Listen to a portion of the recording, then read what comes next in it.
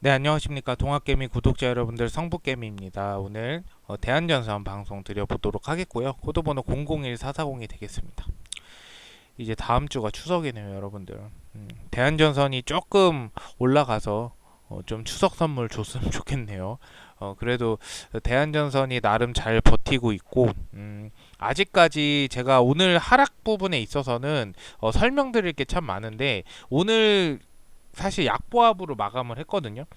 근데 다른 종목들은 굉장히 낙폭이 심했어요. 오늘 코스피가 1%가량 빠졌고요.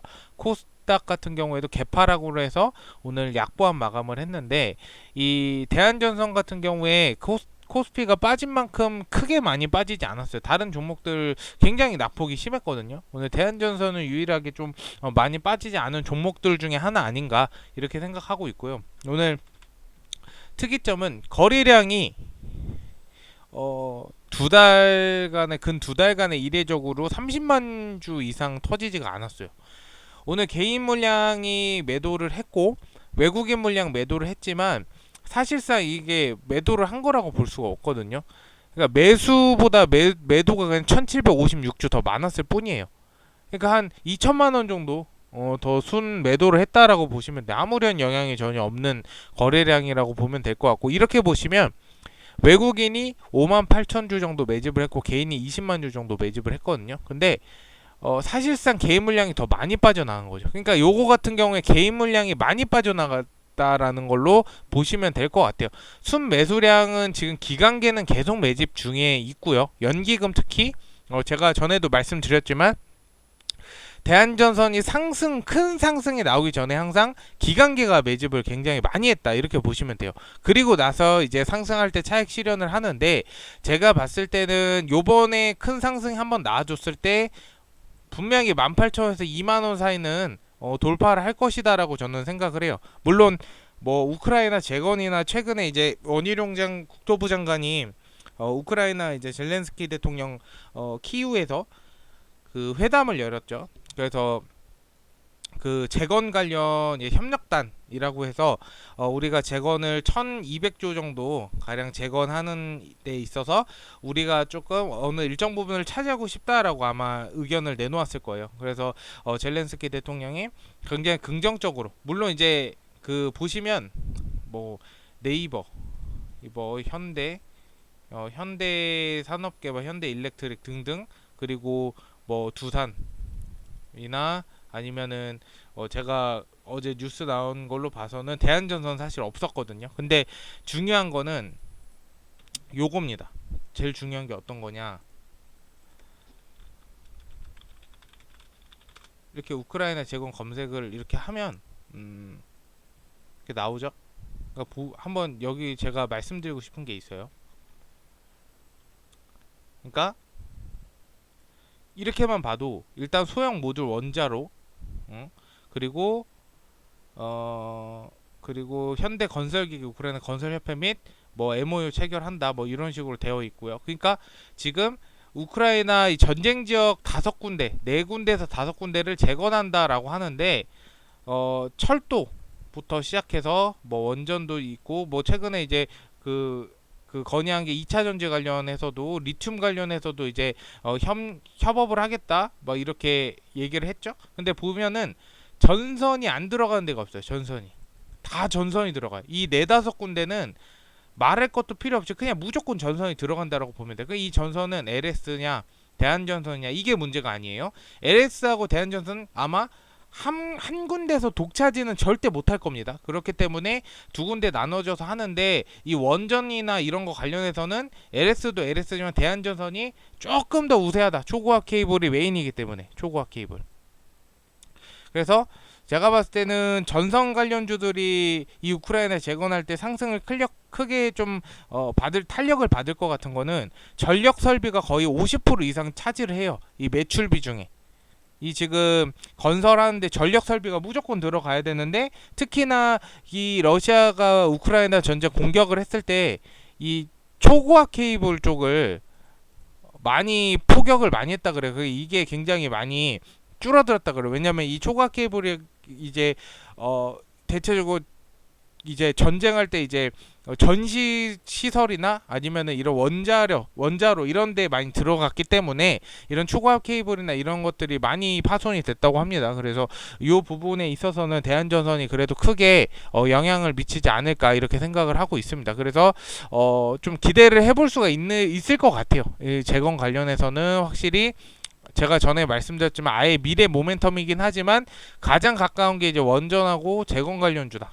이렇게 보시면 될 것 같습니다. 그래서 이 부분은 이렇게 하고 넘어가겠고요. 전체적으로 매집량이 외국인 기관에는 한 달 동안 그냥 풀 매집이라고 거의 보시면 될 것 같아요. 그러니까 거래량이 없거든요. 이 딱 보면은 이 거래량 이제 한 달 동안 터진 게 이 거래량이에요. 근데 이 거래량 동에 거래량이 터지지 않고 물량만 계속 받아먹은 거예요. 근데 사실 개인 물량이 더 털면 물량을 더 받아먹을 의향이 있어요. 얘네는 왜냐면 이런 아래 꼬리 달린 패턴들이 계속 보이는 걸 봐서는 어느 정도 13,000원 부근 12,500원 부근에서 13,000원 부근 지지해주면서 물량을 계속 소화하고 있다라는 부분이라고 보시면 될 것 같습니다. 그래서 대한전선이 만약에 쇼커버링으로 상승이 크게 나온다라고 했을 때는 1차 관문은 15,000원이에요. 15,000원.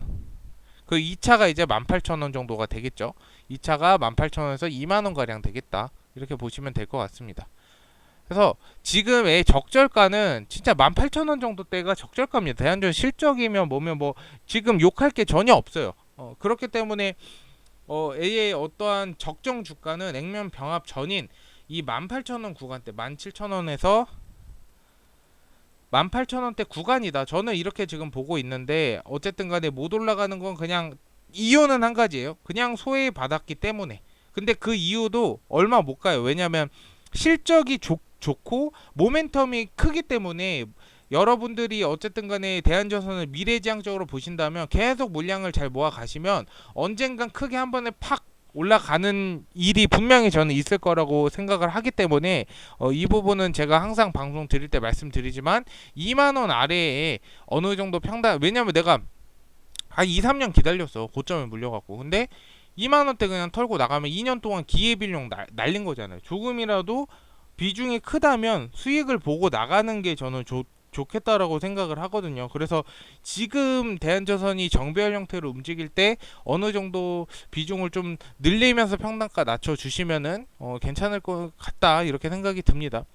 그리고 18,000원대 아래에 있으신 분은 굳이 평단가 낮출 필요 없이 그냥 계속 보유하면서 기다리셔도 좋은 결과 분명히 있을 거라고 생각을 하고요. 어쨌든 어제 이제 뉴스 기사가 나와서 제가 한번 설명드리고 싶어서 피드백 드렸던 부분입니다. 이 부분 참고해 주시면 좋을 것 같고요. 댓글 한번 볼게요. 네, 동정님 감사드립니다. 좋은 말씀 감사드리고 잘 버티면은 결국에는 수익 보게 되어 있다라고 저도 생각을 하고 있기 때문에요. 크게 뭐 사실 이런 부분으로 크게 내가 못 기다리거나 이러면 대한전선이라는 종목은 뭐 굳이 종목을 들어갈 필요는 없겠다라고 생각해요. 근데 이런 마인드 가지고 있으면 분명히 좋은 수익 보실 수 있겠다 이렇게 생각합니다. 감사드립니다. 네, 큰 수익 저도 볼 수 있다라고 생각합니다.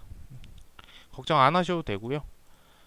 그리고 저희 카페에 항상 시황이랑 뭐 가끔씩 이제 이 가치 투자에 대한 의견도 항상 남겨드리니까 네이버에 그냥 동학개미TV 검색하시면 나와요. 그래서 들어오셔갖고 가입해 주셔서 추천 종목도 받아보시면 됩니다. 무료입니다. 어차피.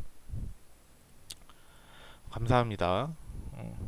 진짜 제가 대한전선 방송을 이 3년 동안 좀 찍었을 때 굉장히 솔직히 가치 투자함에 있어서 대한전선만한 종목도 없다라고 생각을 하지만 한편으로는 이 전고점 부분을 좀 뚫어주면 더할 나위 없겠다 이렇게 생각을 하는데 그렇지 않더라도 가치 투자하는데 중간중간 굉장히 재밌었어요. 뭐 24,000원까지 간 적도 있고 2만원 두 번 찍은 적도 있고 18,000원 한 번 또 찍고 뭐 여러가지 우여곡절이 많았지만 결국에는 실적이 받쳐주기 때문에 결국에는 상승하는 종목이다 이렇게 보시면 좋을 것 같아요.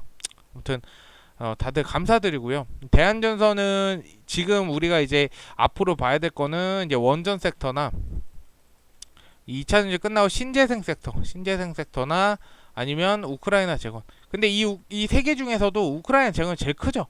모멘텀이 가장 큽니다. 그 다음에 원전, 신재생 이렇게 이어지는데 이거 이외에도 뭐 실적도 그렇고 뭐 굉장히 지금 대한전선에서는 붙일 게 굉장히 많아요. 그렇기 때문에 여러분들이 이 회사 자체에 크게 걱정할 필요는 전혀 없겠다 이렇게 말씀드리고 싶습니다. 그래서 제가 항상 방송 드리니까 궁금하신 점 있으시면 유튜브에 댓글 남겨주시면 다음날 방송 때 피드백 드리도록 하겠습니다. 어쨌든 오늘 방송 들어주셔서 감사드리고요. 좀 도움이 되셨다면 좋아요와 구독 부탁드리겠습니다. 감사합니다.